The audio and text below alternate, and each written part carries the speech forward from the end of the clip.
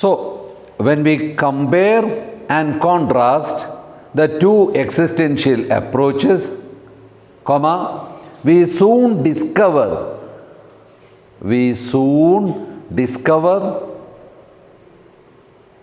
that in the latter case, the latter or the later, okay.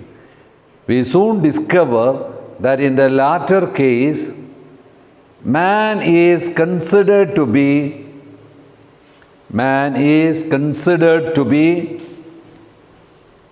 a meaningful presence. Man is considered to be a meaningful presence, animating and cooperating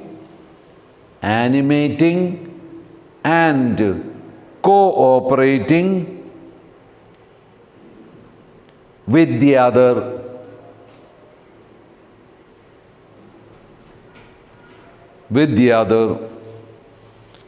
This man is understood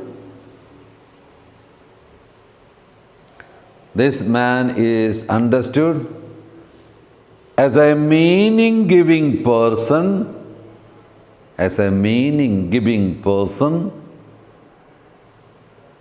where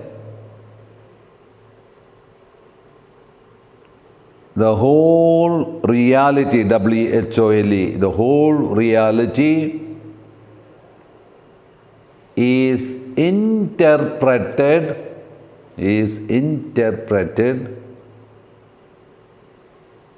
teleologically.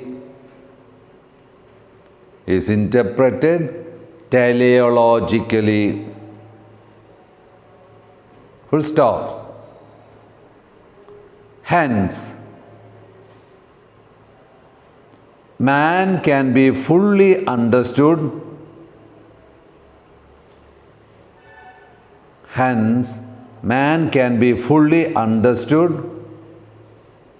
Only in relation with God.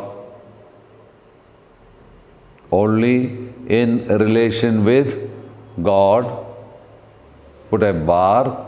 Right, also divine, the divine. So, look at that sentence. When we compare and contrast the two existential approaches, what are they? The existential approach developed by Nietzsche and Sartre on the one side, because that was one-sided approach, clear. They never considered the other, took into consideration the other, as if, yes, only one man here on the planet, as if, clear, there is nobody else. Because for Sartre, the other was hell for him, because the other was in a way blocking the realization of his freedom and all that is. So we have seen it already. So, but then on the other side, well, we have Martin Buber, who is bringing in the dialogical nature, thereby where we come to know ourselves and the other, in and through the other, and in and through the dialogue, and distance and yes, the gap in the between and all that is what we are summing up. So, a meaningful, we find that the latter case, namely in the case of the philosophy of Martin Buber, man is considered to be a meaningful presence, animating and cooperating with the other. This man is understood as a meaning-giving person where the whole reality is interpreted teleologically. Because man is in history. He has a history. He is not simply born and then died, but he has a history. And in the history you encounter the other. And the other is also giving you meaning. You provide meaning to the other. And thus, while there is in the between, there is a space and there is a dimension getting developed that is teleologically interpreted. Hence, man can be fully understood only in relation with God. So that is the existentialist approach.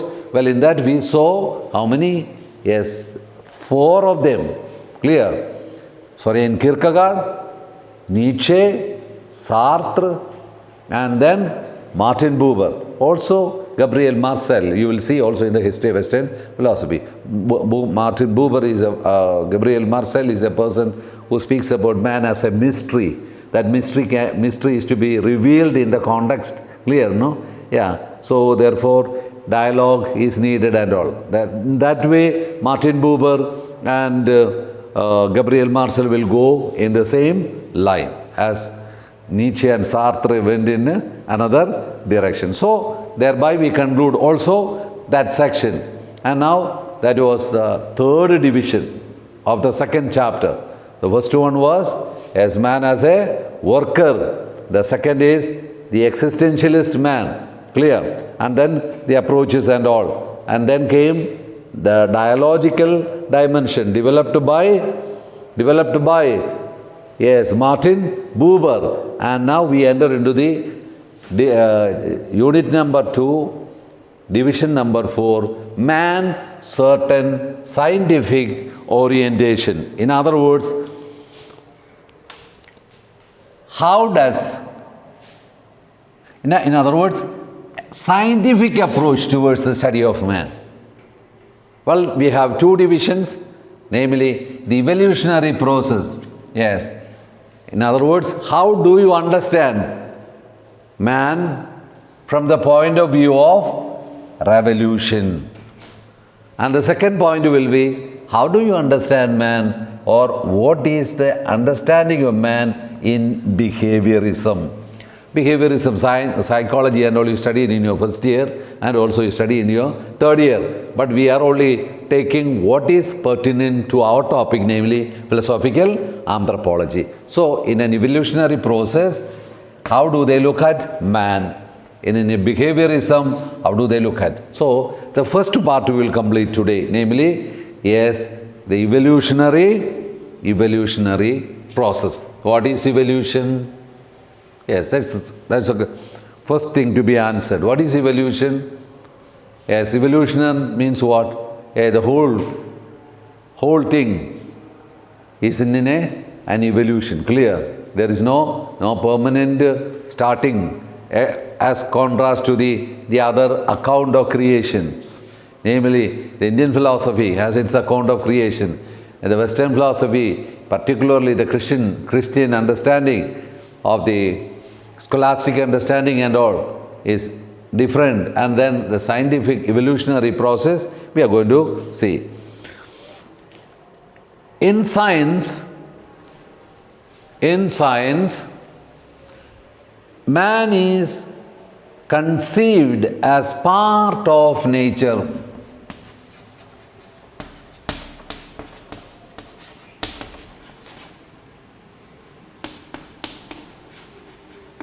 Yes. In other words, man is part of the nature. Therefore, what happens? Simply, you can draw certain conclusions. Yes, as how the nature came into existence, so too man.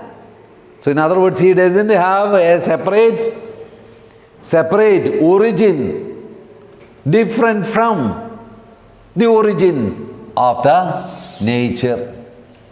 So this is something that we need to bear it in mind, first of all. So in other words, in an evolutionary process, man is part of the nature. Therefore, so many conclusions can be drawn. Clear? He is not different from the nature. Therefore, again, he has his origin exactly as the nature got evolved. So what is then evolution? In other words, there is no particular point in which man is born, but then man is also subject to the evolutionary process. So, in other words, yes, for years it took. Years means not simply 100 years or 150 years and all. You studied already psychology. So, it is an evolutionary process. So, hence the scientific study of man looks for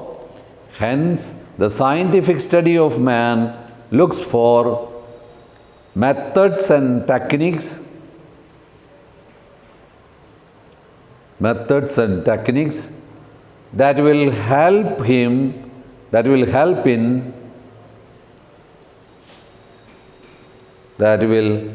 help in exploring human nature.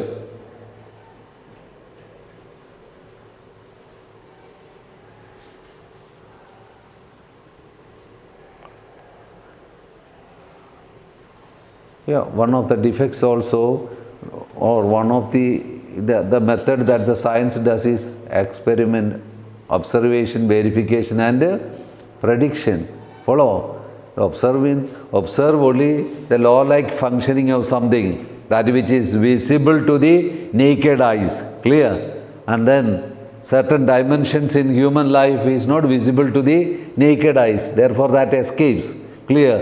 But then science is not bothered about the divine nature in man and all that is. Science will only study how this species got developed. Clear? Therefore that has its defect that we should also bear in mind. So I can simply read out some sections. You can.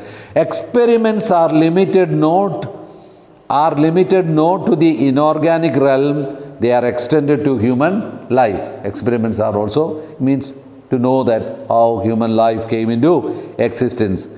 Even human behavior is regulated by laws and they can be explained by scientific investigation. That's all. Consequently, the understanding of man which we get is very much science oriented. So, we said about the scientific study of man looks for methods and techniques that will help in exploring human nature. Consequently, we can write, consequently, the understanding of man,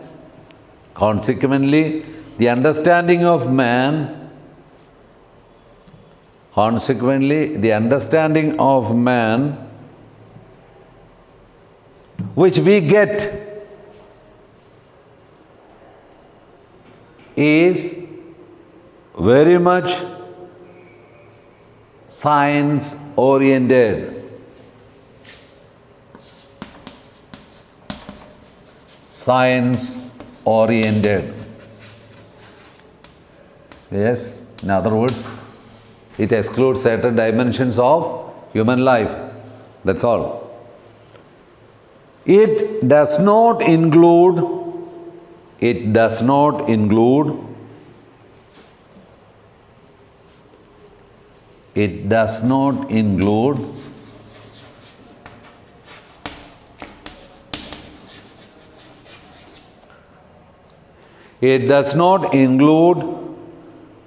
so-called higher life of man. The so-called higher life of human being, higher life of human beings, because this is beyond the investigation of, because this is beyond the scientific, beyond the investigation of scientific methods. So this should be understood first of all very clearly, very important, because man cannot be simply reduced to a certain type of law-like functioning. Clear? There is something more to be understood. But then science is doing.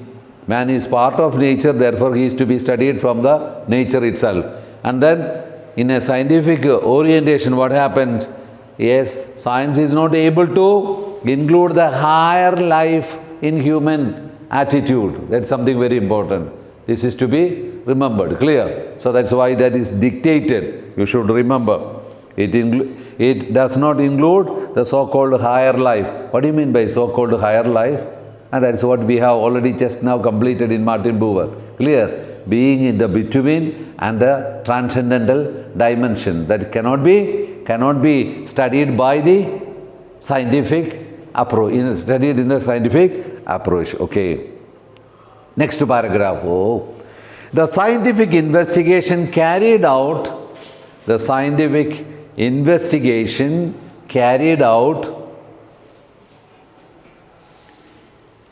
in biology the scientific investigation carried out in biology is best expressed in the theory of evolution. In the theory of evolution. It is the theory of, or it is the theory regarding the question of the origin of, it is the theory regarding the question of the origin of all living beings. Origin of all living beings. That's what we said first. Man is part of nature. Therefore, the nature is studied. As man is only one among the many creatures of the earth. Therefore, origin of science is doing this investigation. Okay. The universe is explained. This is one of the very important points that you need to remember. And then there lies also the weakness of this approach. Clear? The universe is explained. The universe is explained from a purely, the universe is explained, the universe is explained from a purely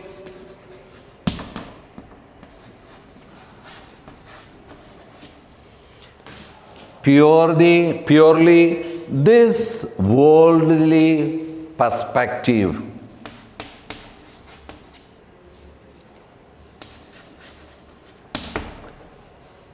This worldly perspective.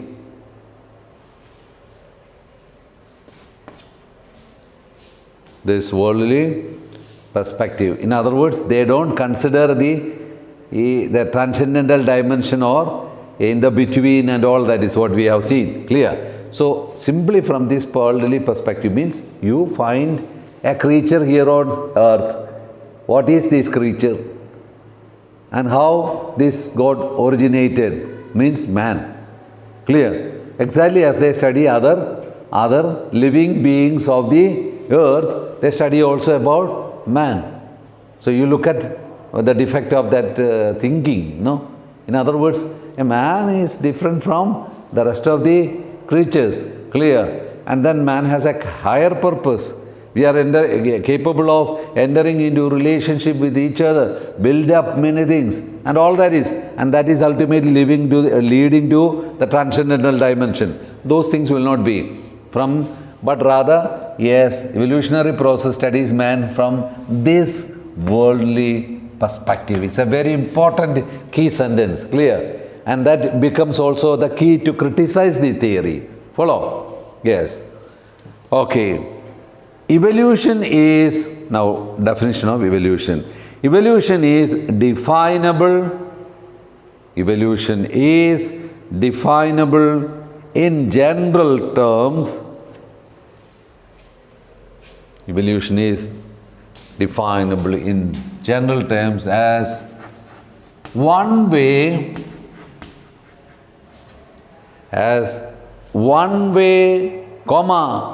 irreversible process, one way, irreversible, irreversible,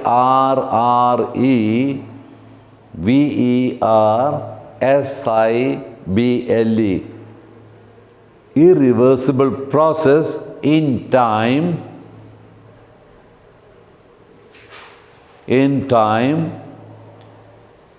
which during its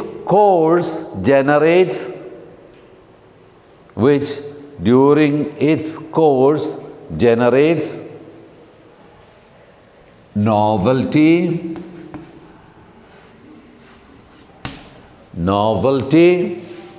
diversity, novelty, diversity, and higher levels of organization. And higher levels of organization. So that is the definition. You need to underline several times. Clear? What is that? Yes, evolution is a one way. It doesn't reverse. Man, as he has grown up to this stage, will not come back. He is again moving forward. Anything for that matter. So it is a one way.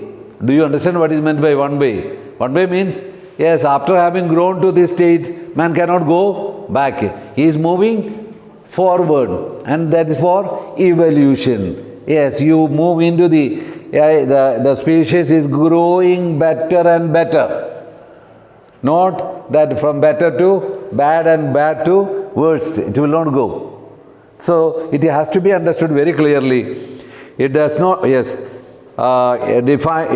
evolution is definable in general terms as one way, irreversible. We cannot go back. We are moving forward. Process in time which during its course generates novelty. Yes, there is newness. That's why we have the general theory. Today is better than yesterday. Tomorrow will be far better than today. So, it's a novelty, diversity. Yes, there is also newness, difference coming. That's why today is better than yesterday. And then tomorrow will be far better. And there is still hope. Humanity is moving forward, not backward. So, it's a one-way process. You cannot go back. And then there produces novelty, diversity, and higher levels of organization. Yes, scientifically you just look at. Now, students are attending classes at home. Follow, with the help of smartphone and other things. Just 25 years back, could you think about it? Yes, and Corona came, and then Corona has also brought in novelty and diversity and higher levels of organization, no doubt about it. Otherwise, all 50, 60 students should have been in the classroom. But the professor is going on, taking class, and then later, yes, or either as live or otherwise, yes, students get it and they study at home. And professor doesn't see the face of the students now. It's another form of greater organization, novelty, diversity. Whether we like or not, yes, it's a different thing. This is only just from the point of view of smartphone and all that. But much more is regarding about human being and the novelty, diversity and higher levels of organization. So, from this perspective itself, well, we will be able to criticize what is the defect of this system. What is the defect of this evolutionary process from the point of view of our definition of man. Clear? So, okay. Next paragraph, as you can write. What are important in these definitions are, what are important in these definitions are the terms. What are the terms? Greater organization,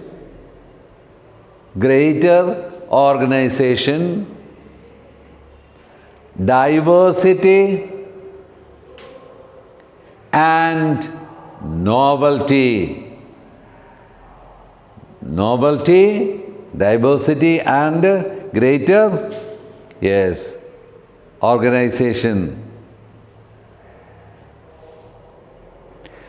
These three means greater organization, diversity, and novelty.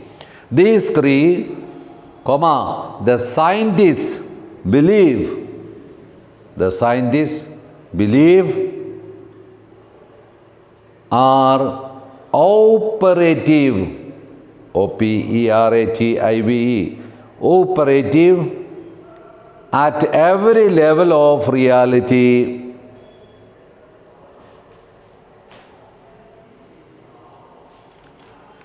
That much enough. Otherwise, we are interested not in studying evolution, but then in this evolutionary process, what is understood as man. Yes.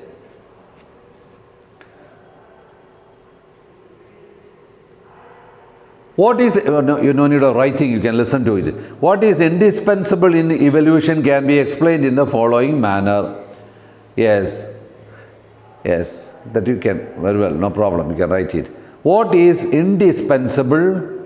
What is indispensable in evolution? What is indispensable? Indispensable means what? That which cannot be avoided, cannot be, simply set aside. What is indispensable in evolution can be explained in the following manner. Can be explained in the following manner. Put a colon, double dot.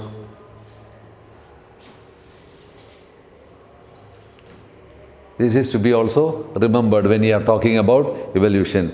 Man is comparatively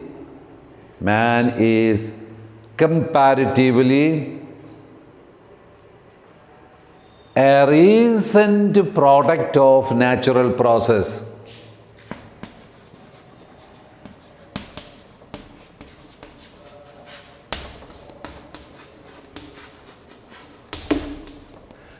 Very important sentence. Man is comparatively a recent product of natural processes that are going on for billions of years. Product of natural processes that are going on for billions of years.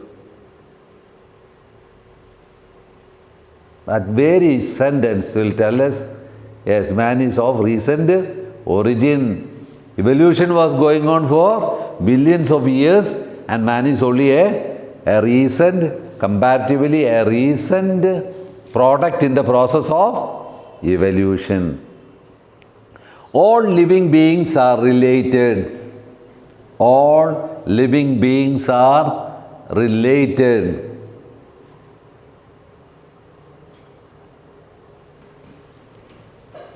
The man cannot be simply a separate entity, but then he is also part of the nature. All living beings are related. Man's special abilities,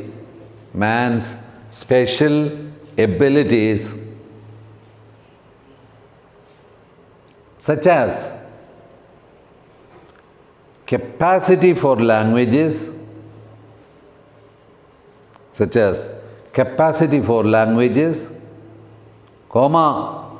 biological adaptation,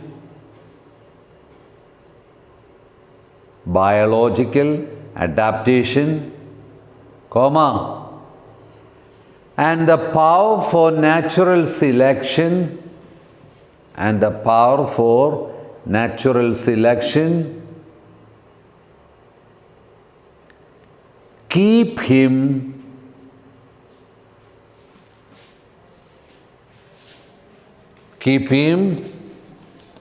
on the peak of PEAK. Keep him on the peak of the evolutionary process.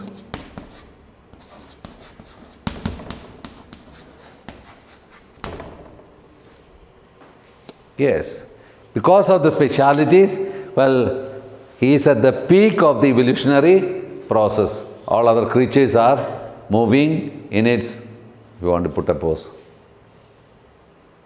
Pause enough. Because evolution looks for greater unity. Evolution looks for greater unity in the process of humanization. Evolution of man, understood. Evolution looks for greater unity in the process of humanization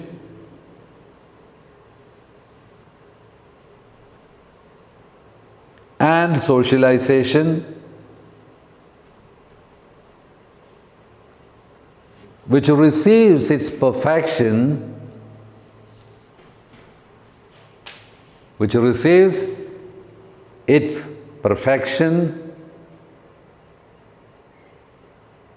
at the omega point, O-M-E-A-G-A, omega point, O-M-E-G-A, omega point. That is the view of Teilhard de Chardin. Clear, no? Chardin is a Christian philosopher and theologian who tried to interpret man in an evolutionary process. So you can write also his name in bracket, T-E-I-L-H-A-R-D,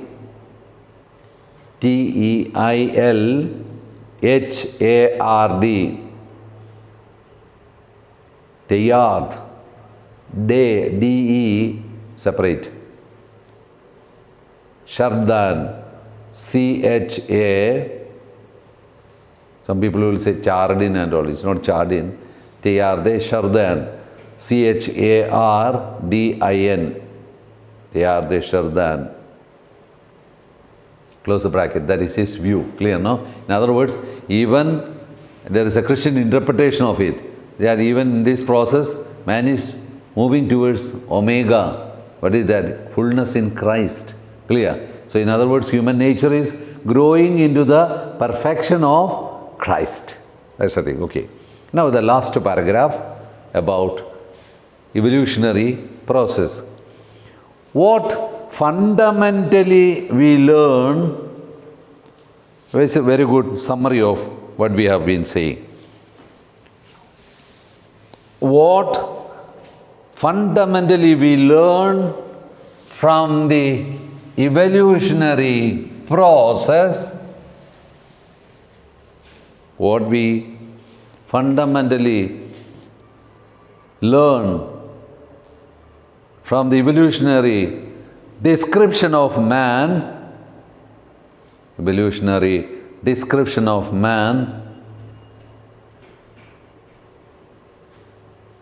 is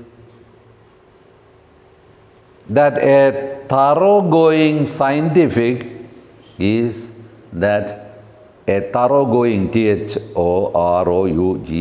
thoroughgoing scientific explanation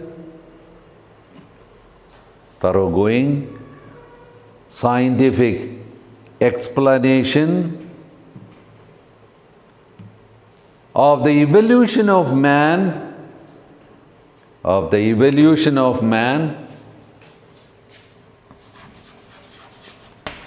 does not fully explain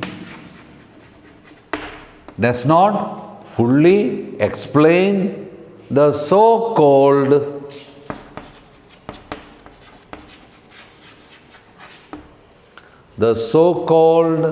higher nature in man, the so-called higher nature in man,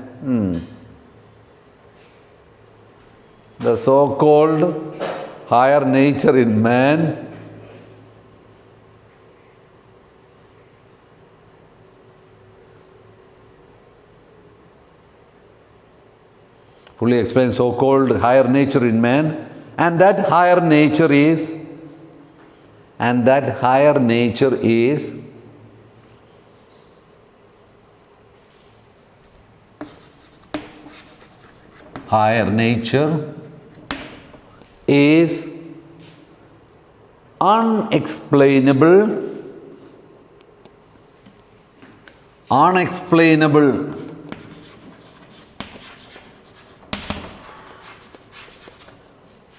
unexplainable for any scientific law.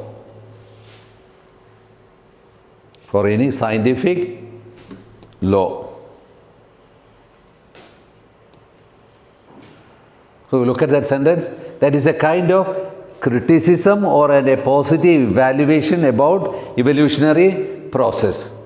And man cannot be completely understood in the evolutionary process. Look at what fundamentally we learn from the evolutionary description of man is that a thoroughgoing scientific explanation of the evolution of man does not fully explain the so-called higher nature in man. Yes, man has a higher nature. What is that? The interpersonal relationship, the dimension of the other, recognition of the other, and with the other moving to the transcendental dimension of life, those things, the higher life. Yes, vegetative life, reproductive life can be explained, clear. But then, yes, the other spiritual dimension cannot be explained or is unexplainable for any scientific law. Clear? So that is, but this is also part of our study. A comprehensive study of philosophical anthropology requires that we also need to know evolutionary process. And tomorrow, well, that will be the next idea, that is 4.2, behaviorism. Clear? We will see how do behaviorism look at man. Okay? Wish you everything best. Tomorrow we will do a little with that. Thank you.